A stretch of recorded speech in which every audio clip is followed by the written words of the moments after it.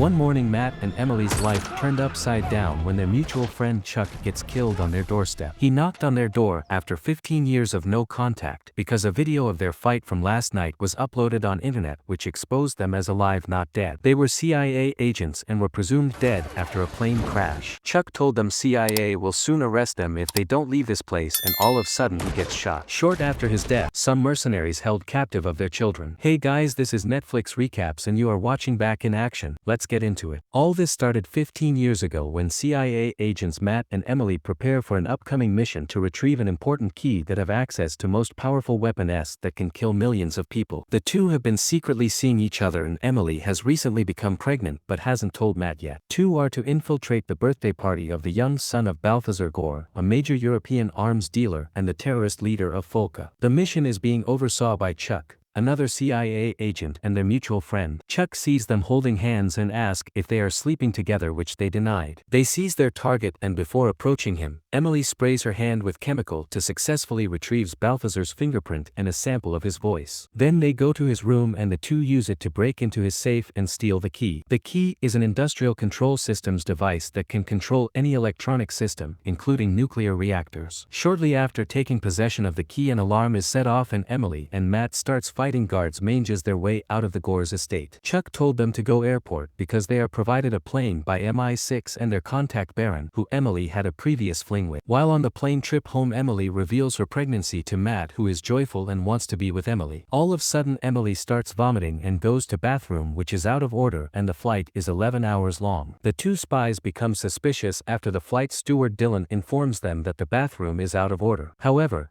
before they can act on it, Dylan takes Emily captive at gunpoint requesting the key. Matt causes a distraction by throwing a key and allowing Emily to escape from Dylan, and the two fight their way through the flight crew. Dylan accidentally shoots the pilot while aiming at Emily, causing the plane to plummet into the mountains. Dylan takes possession of the key and tried to put parachute on when Matt stops him. The plane clips a peak and ripped in half, ejecting Dylan from the plane with the key. Matt gives Emily the sole parachute before plane could fall of mountain, but she grabs hold of him and the two land safely in the mountains. Realizing that they have been compromised and their line of work is too dangerous with a child on the way, they decide to fake their deaths in the plane crash and restart life. 15 years later, Emily and Matt are living a quiet suburban life with their two teenage children, Alice and Leo. Alice suspects her parents are lying about their past, which they claim they meet in the Colombia while serving in the Peace Corps. While loving parents, the two struggle to truly connect with either child. Then they drive them to school. In car, Emily asks Alice to bring her over after game night, but Alice refuses. Emily reminds Leo they have a late pickup today. Emily used binoculars to look who is James, Alice's boyfriend. Alice spots them spying over her and asks them what they are doing. Emily and Matt drives off with embarrassment. Back at home, Emily checks her phone for messages, but it's not her phone. She hears notification from Alice's laptop and decides to check it. With the growing distance between them, Emily hacks into Alice's computer and reads through her text messages. Matt warns against it. The parents track her to a club and ask her to go with them. First she refuses, but then agrees. One of club goers call them party pooper and one of them grabs Alice. They get into a fight with a few club goers for grabbing Alice's arm. During fight, Matt push one off the floor. The fight is caught on video, but Matt deletes the video off from one of the phones. Alice is grounded, though she calls out their hypocrisy on finding Emily hacked her computer and their clear lies about their past. The fight has awakened in Emily nostalgia for their past and she wants to return to the feelings of being needed and practice boxing after a long time. The next day, Chuck,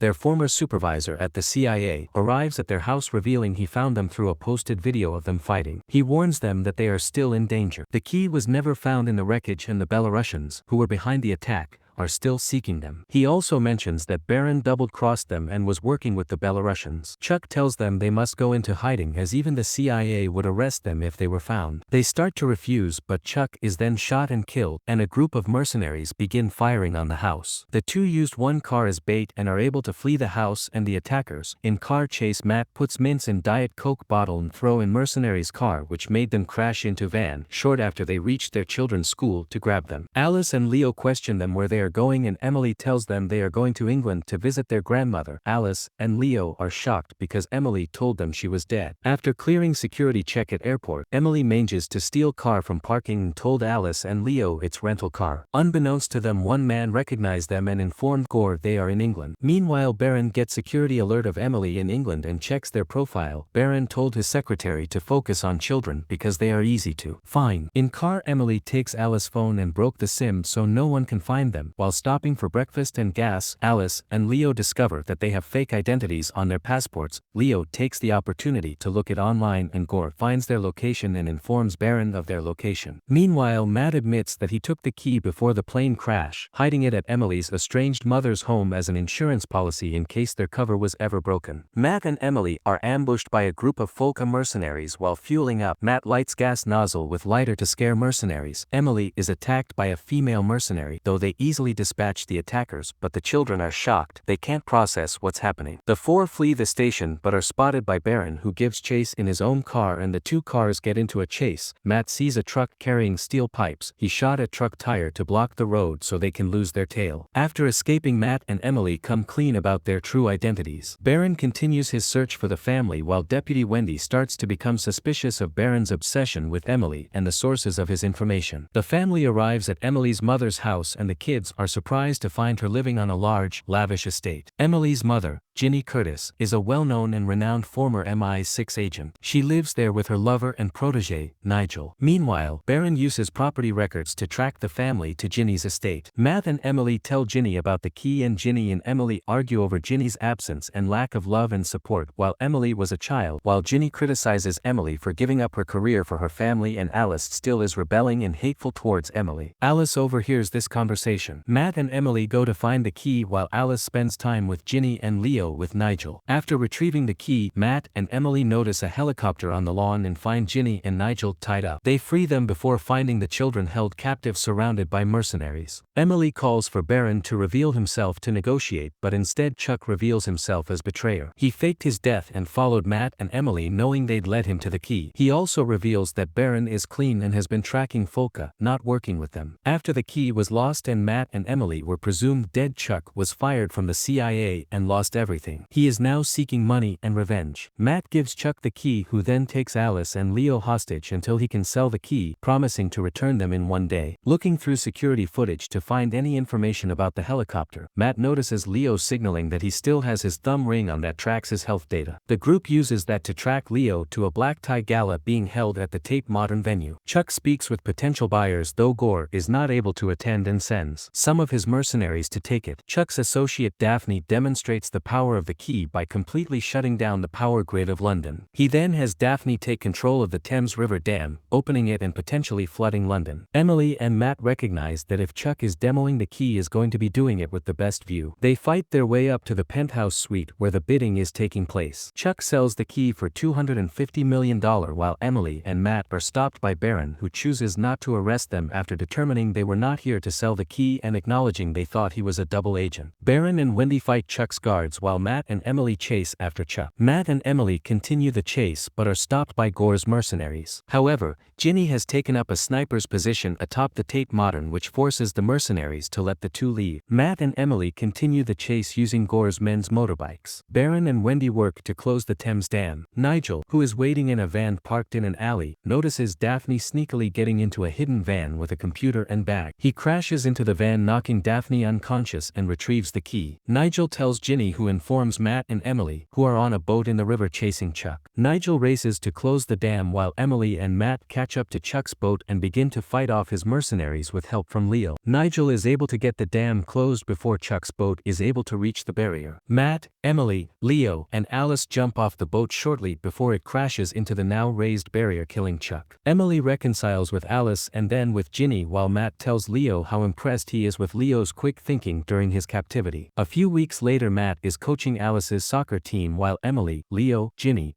and Nigel cheer on from the crowd. She scores the game, winning the goal, and celebrates with the family, who are all now much closer. Alice leaves to study with James and her friend Annalise, while Ginny and Nigel take Leo for the night. Matt and Emily get into their car only to find Baron in the back seat. He tells Emily there is another mission they need help on and they need her to recruit another family member, her dad. Hope you enjoyed this video. If you did, then click on these pictures to watch another video.